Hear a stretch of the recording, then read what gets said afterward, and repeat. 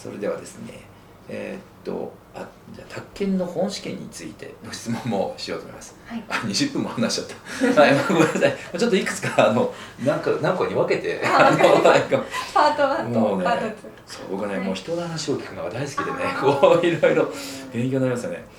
でなぜ40点以上の高得点で合格できたのか、それは勉強したからだと思うんですけども、どうですかね、こう勉強してみてはい、40点以上で取れた秘訣というか。秘訣って懸命にやったんですけど、ただ、うん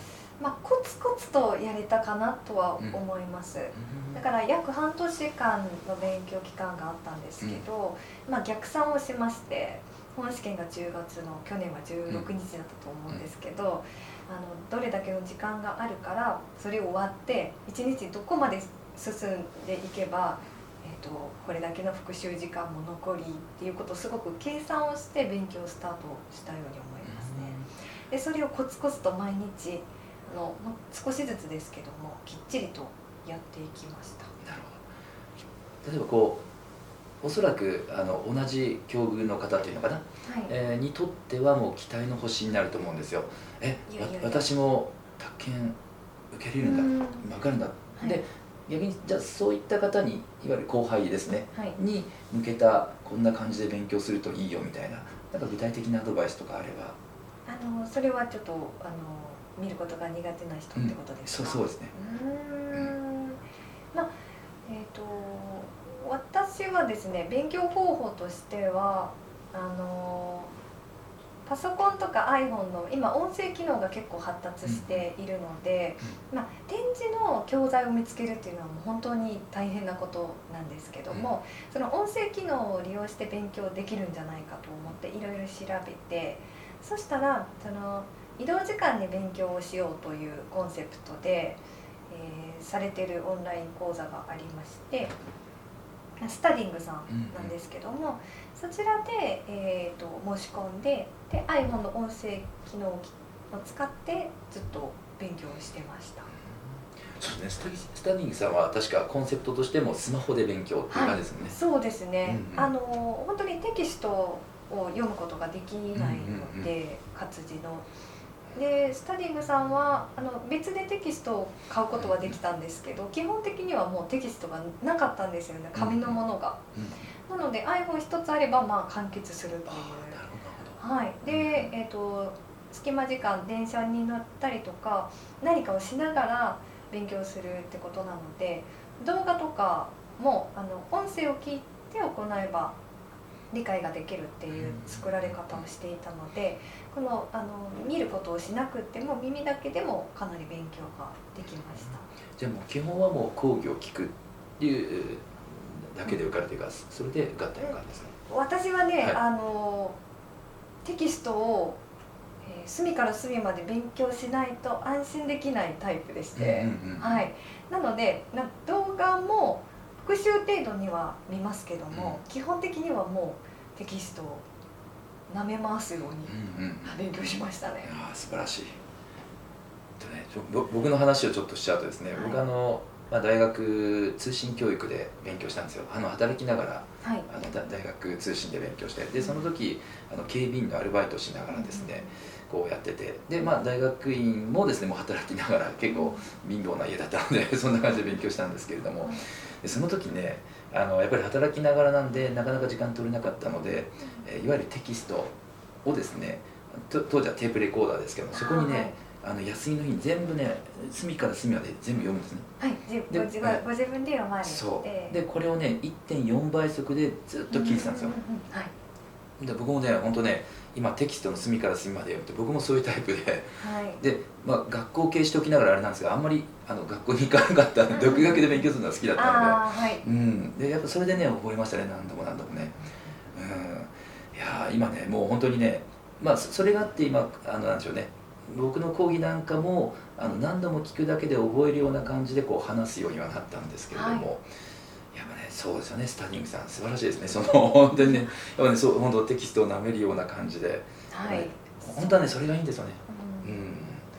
素晴らしい。はい、そうですね、コツコツしたのと、あとはやっぱり苦手な分野がどうしても出てくるんですよ。何が苦手でした？私は法律はすごい好きだったんですけど、都市計画法と建築基準法がちょっとごっちゃになってしまって実は、はい、でもうそこはもう何度も何度も復習して、そうすると途中からちょっとこう仲良くなれる気がしてですね、ちょっと分かるってことなんですけど、ちょっと仲良くなれるような瞬間があって、そこから自分のものになるというか。その仲良くなれた瞬間っていうのは何かきっかけがあるんですか？もう復習、ひたすら復習ですね。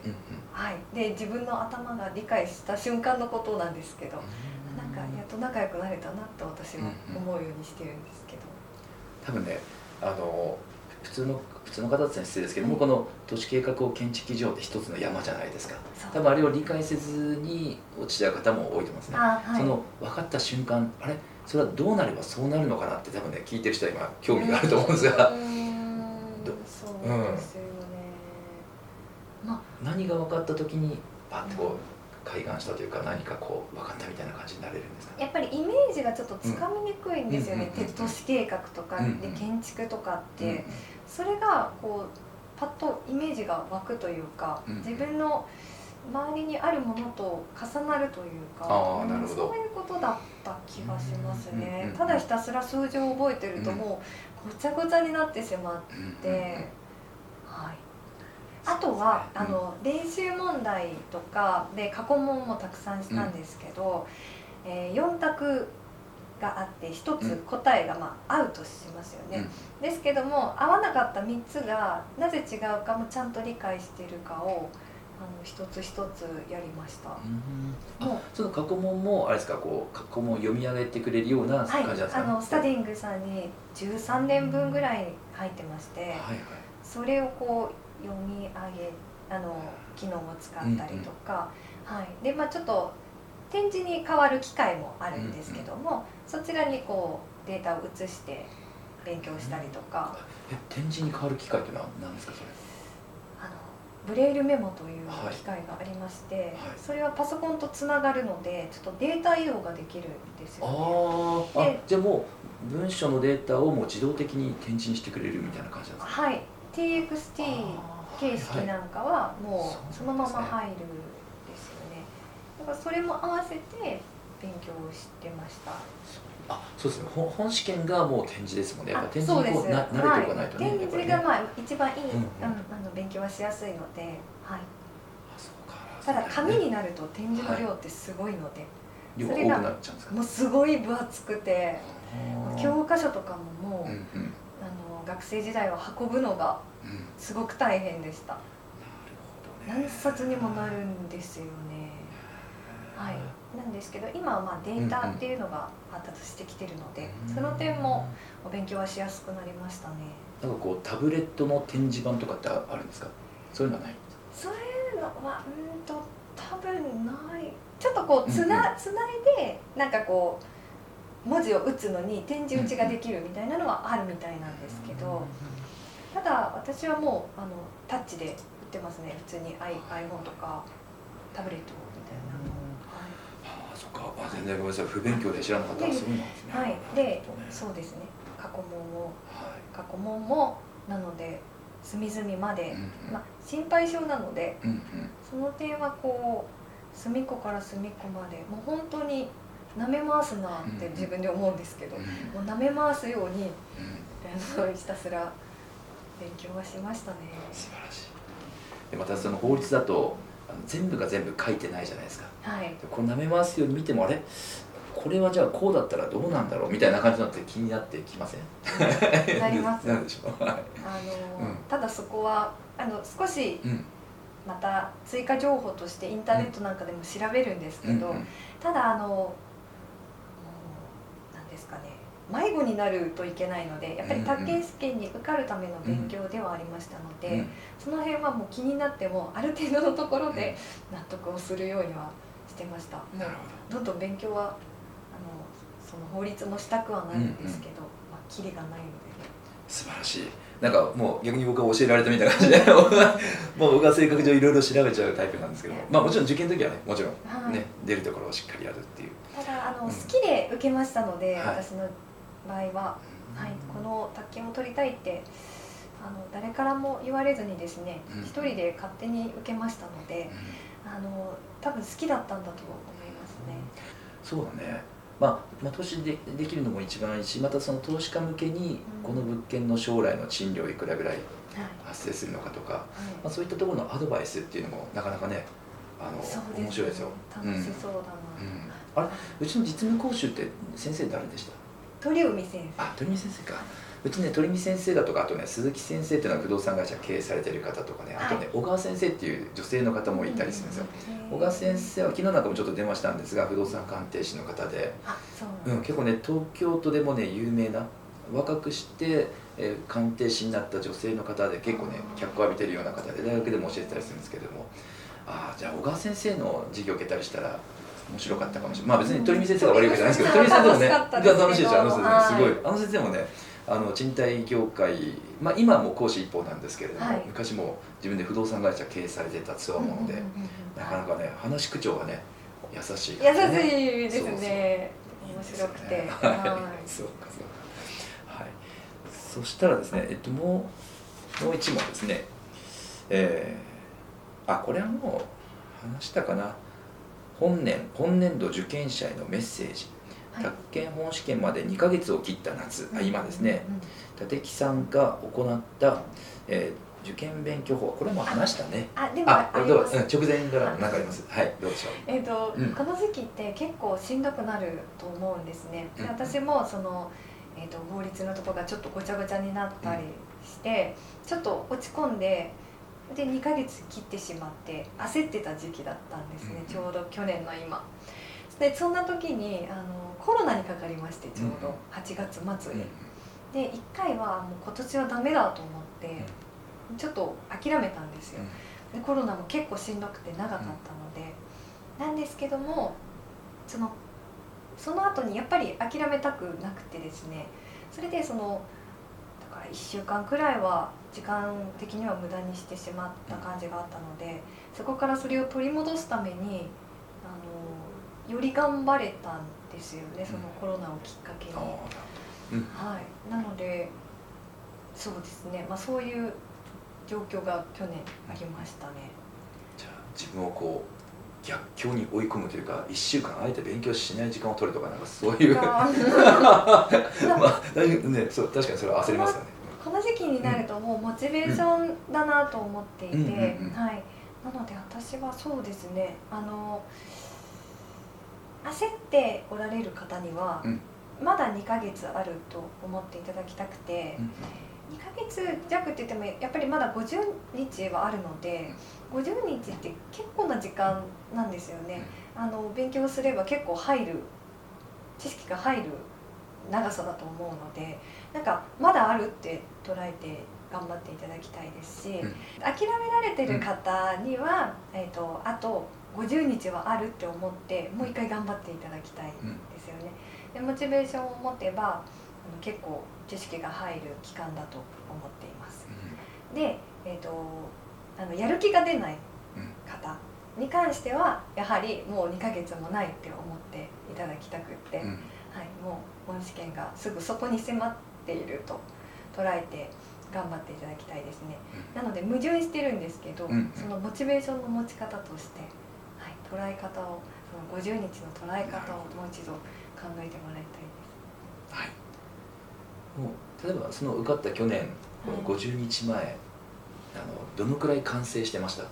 ？100が合格できた時として、その2ヶ月前だとどのくらいですか？2ヶ月前はちょっと足りないぐらいだったと思います。もう80ぐらいまでいってた感じですか？100でもう大丈夫って感じですか？そうですね、80ぐらいだったと思います。ね、私の場合はちょっとそのコロナからの追い込みでですね、1ヶ月前ぐらいにちょうど100になってしまったんですよね。で仕上がったのは嬉しいんですけど、やっぱその残りの1ヶ月で知識って抜けていくので、そのあたりが、どういうふうにキープをすればいいかっていうのと、でも持っている問題集とか、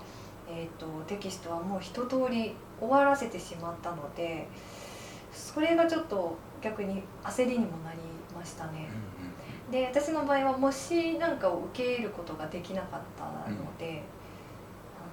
その辺の不安は残ってました。じゃあ模擬試験一切受けずに受けたんですね。はい、なるほど。はい。ま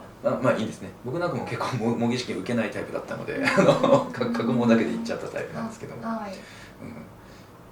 まあですね、今学校を経営している立場では模擬試験受けた方がいいっていう気持ちはあるんですけどね、はい、でもね、そうですよね、模擬試験受けずに40何点取ったんですか？40。すごいね。はい、去年難しかったもんね、結構ね。去年は難しかったですね。ただ民法のところがやっぱり法律好きだったので、あまりボロボロではなかったんですよね。それが良かったかなと思いますね。ですか、なんか法学部ではないんですけど、はい、法律が昔から好きでしたね。はい。僕も法律マニアみたいなもんですからね、僕ね、大好きで。それもあれですけど、司法書士になりたい時期があって、それも交渉したんですけど、やっぱり展示受験を認めてもらえなかったですね、その時はそもそも。で、法務省の方にまで連絡をしたんですけど、なんか答えももらえずでしたね。